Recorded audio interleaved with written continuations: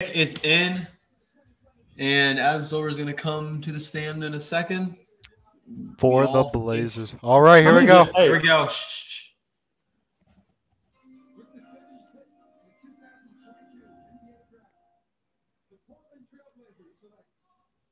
Yep. There it is. All right.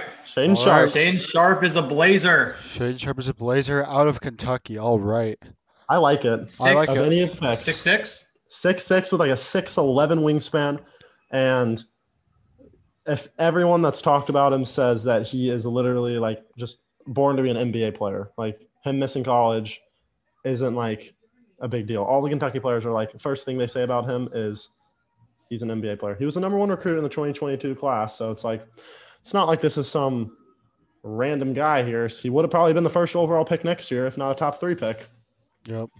So let's see. Canadian. He averaged 22 points a game, 5 rebounds, almost 3 assists in the Nike EYBL, which is like the top AAU circuit. So that there is nice. Just that's the last time he really played real competition. Now, just we're going to say it again. This does not mean Shaedon Sharpe is going to suit up as a Blazer on opening night. There's a lot of things that can still happen. We could trade in 5 minutes. We could trade in 10 minutes.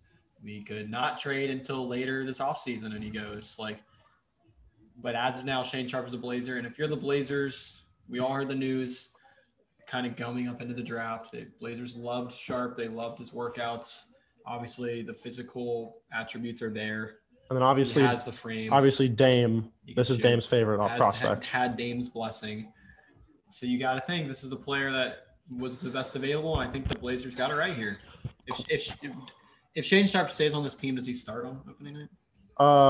That's a hard one. Honestly, I think that's an interesting question because Chauncey Billups. He'd have to play the 3. He'd have to play the 3. So Chauncey Billups is different than Terry Stotts. Terry Stotts obviously was notorious for not really playing young guys early, but also Terry Stotts never had a top 10 pick on his team.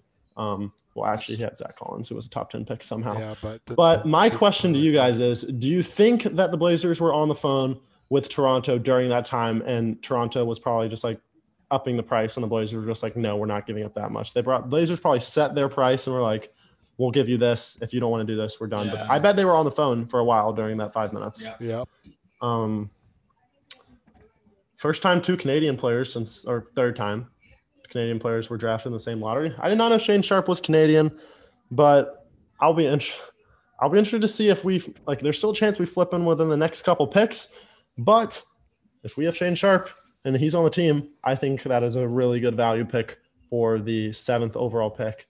He was probably going to go top 5, top 3 if he stayed in his current high school class and would have been in the draft next year. And honestly, he was rumored to be a top 5 pick initially, but he just dropped out because he didn't want to work out with that many people. The Blazers got to work out with him. So obviously he wants to be in Portland.